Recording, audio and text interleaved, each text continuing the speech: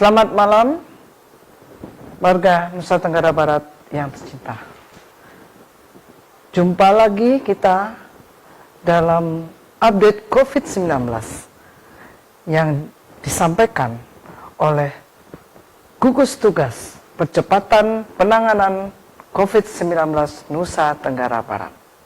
Pada hari ini, Sabtu, 6 Juni 2020. Hari ini, dua laboratorium kita, yaitu Laboratorium Rumah Sakit Provinsi dan Laboratorium Rumah Sakit Universitas Mataram, telah memeriksa 163 sampel. Dengan hasil 144 sampel negatif. 9 sampel adalah evaluasi ulangan pasien yang dirawat dan masih positif. Sedangkan pasien dengan positif baru adalah sejumlah 10 orang, dengan catatan berasal dari Kota Mataram 5 orang, Lombok Barat 1 orang, Lombok Tengah 1 orang, Lombok Timur 1 orang, dan luar provinsi 2 orang. Dengan demikian, sampai hari ini ada 808 orang pasien terkonfirmasi positif dengan positif rate 11,2%. Ada 2 orang pasien yang berasal dari luar provinsi, yaitu dari Jakarta dan dari Makassar. Mereka adalah PPTG, pelaku perjalanan tanpa gejala. Mereka berada di Provinsi Nusa Tenggara Barat untuk melakukan kegiatan, dan karena aturan yang mengharuskan kalau berpergian ke Jakarta, Bali, Jogja, dan Kalimantan, serta Sulawesi harus melakukan uji swab, maka mereka memeriksakan diri untuk melakukan uji swab dan ternyata ditemukan hasil positif. Dengan catatan ini, sejak minggu yang lalu sudah ada 5 pasien pelaku perjalanan tanpa gejala yang didapatkan konfirmasi positif karena harus melakukan uji swab untuk perjalanannya. Artinya, uji swab sebelum melakukan perjalanan cukup efektif untuk menapis orang-orang dengan COVID-19 positif. Mereka tanpa gejala, secara lahiriah terlihat tidak kurang satu apapun, tetapi tidak dibenarkan melakukan perjalanan karena mereka berisiko menularkan COVID-19 kepada orang-orang yang bertemu dengan mereka, bersama dengan mereka dalam dan selama perjalanan. Karena itu, siapapun yang COVID-19 positif harus tinggal di daerah tempat dia dinyatakan positif, dilakukan perawatan baik di rumah sakit rujukan atau di rumah sakit darurat atau di karantina terpadu. Ini patut menjadi catatan bagi kita semua bahwa jangan melakukan pemeriksaan swab menjelang perjalanan dalam waktu yang terlalu mepet dengan waktu perjalanan. Karena untuk melakukan swab maupun memeriksa di laboratorium sampai menganalisa dan mengeluarkan hasil, paling cepat butuh waktu 24 sampai 36 jam. Apabila antrian cukup panjang di laboratorium, maka bisa membutuhkan waktu tunggu 2-3 hari. Karena pada dasarnya laboratorium kita diutamakan untuk tracing kontak dan deteksi kasus-kasus COVID-19. Kami hanya memberikan kuota 10% dari kapasitas laboratorium untuk memeriksa para pelaku perjalanan. Karena itu, mohon Bapak Ibu yang akan melakukan perjalanan memberikan waktu yang cukup longgar bagi tim di laboratorium untuk melakukan swab dan pemeriksaan hasil swab Bapak dan Ibu sekalian. Warga Nusa Tenggara Barat yang saya cintai, ada tren yang positif pada hari ini, di mana jumlah pasien yang sembuh lebih besar daripada jumlah pasien yang positif atau terkonfirmasi positif. Kita menemukan 10 kasus yang positif dan yang sembuh hari ini adalah 14 orang. Dari Mataram 3 orang, Lombok Barat 8 orang, Lombok Utara 1 orang, Lombok Timur 1 orang, dan Sumbawa 1 orang.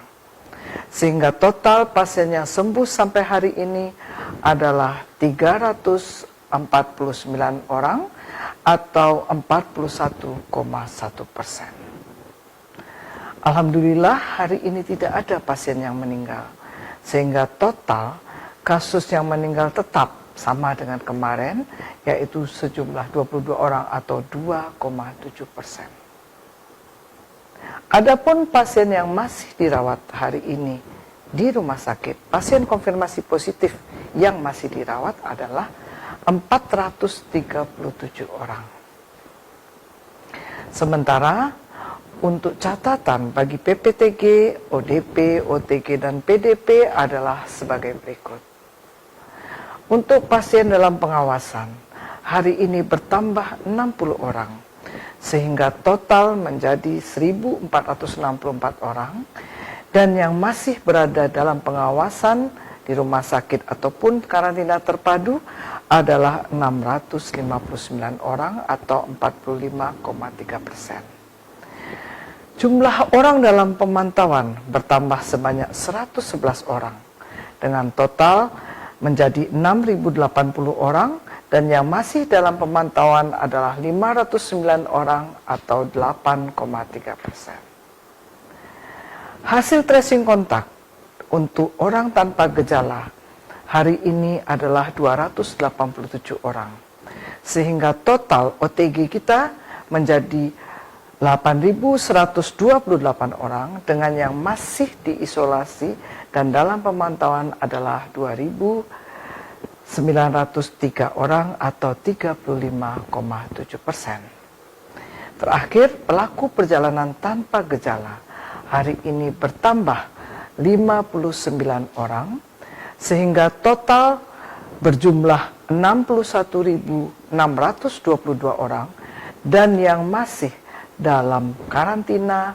mandiri adalah sejumlah 2.125 atau 3,4%. Warga Nusa Tenggara Barat yang tercinta, kemarin merupakan Jumat pertama di mana kita memulai sholat Jumat berjamaah di masjid-masjid yang ada di Nusa Tenggara Barat.